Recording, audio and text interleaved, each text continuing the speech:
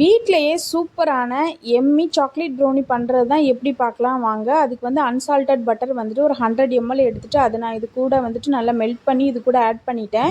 Add பண்ணி எடுத்ததுக்கப்புறம் செப்பரேட்டாக ஒரு பவுலில் வந்துட்டு 2 எக்கு அப்புறம் 100 கிராம் சுகர் எடுத்து அதை நல்லா மிக்ஸ் பண்ணி எடுத்துகிட்டு அதுக்கு கூட பார்த்திங்கன்னா ஒரு ஸ்பூன் வெண்ணிலா எசன்ஸ் ஆட் பண்ணேன்.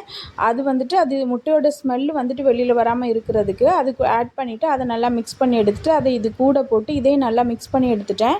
மிக்ஸ் பண்ணி எடுத்ததுக்கப்புறம் அதுக்கப்புறம் 100 கிராம் வந்துட்டு மைதா அப்புறம் வந்து 30 கிராம் வந்துட்டு சாக்லேட் பவுடர் எடுத்தேன். அதுக்கப்புறம் ஒரு பிஞ்சு வந்து சால்ட் ஆட் பண்ணேன். இது எதுக்கு பார்த்தீங்கன்னா இந்த சால்ட் வந்துட்டு ஒரு டேஸ்ட் வந்து நல்லா தூக்கலாக கொடுக்கும். அதுக்காக தான் ஒரு பிஞ்சு சால்ட் ஆட் பண்ணேன். இதை எல்லாத்தையுமே வந்து நல்லா சலிச்சு எடுத்துக்கணும். நல்லா சலிச்சு எடுத்ததுக்கப்புறம் இது எல்லாத்தையும் நல்லா நீட்டாக கட்டி வராமல் நீட்டாக மிக்ஸ் பண்ணி எடுத்துடணும். நல்லா மிக்ஸ் பண்ணி எடுத்ததுக்கப்புறம் இந்த பார்த்திங்களா இந்த மாதிரி தான் வரும்.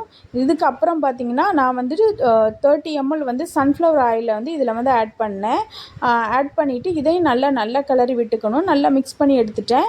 நல்லா மிக்ஸ் பண்ணி எடுத்ததுக்கப்புறம் வந்துட்டு பேக்கிங் பேனில் வந்துட்டு பட்டர் தடவிட்டு அது மேலே பட்டர் ஷீட் வச்சுட்டேன்.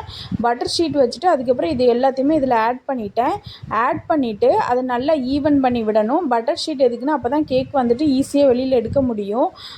அப்புறம் நல்லா ஈவன் பண்ணி விட்டுட்டு அப்புறம் சாக்லேட் வந்து சின்ன சின்ன பீஸாக நான் கட் பண்ணி வச்சுருந்தேன். அது எல்லாத்தையுமே வந்து நான் இதில் மேலே வந்து ஆட் பண்ணிட்டேன்.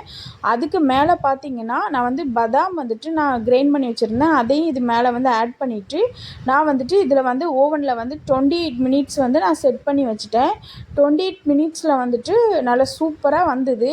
வீடே பார்த்திங்கன்னா செம்மையாக மணந்துச்சு. அவ்வளோ மணக்க சூப்பரான சாக்லேட் ப்ரௌனி வந்துட்டு ரெடி ஆயிடுச்சு. நான் உடனே பீஸ் போடல. 1/2 hour கழிச்சு தான் நான் இதை வந்து பீஸ் போட்டேன்.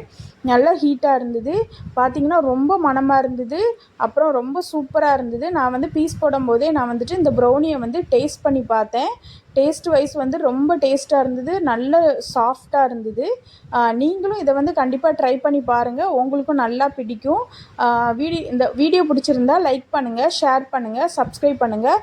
நான் இதை மாதிரி நிறைய வீடியோ வந்து நான் அப்லோட் பண்ணுவேன். எனக்கு சப்போர்ட் பண்ணுங்கள். டாட்டா.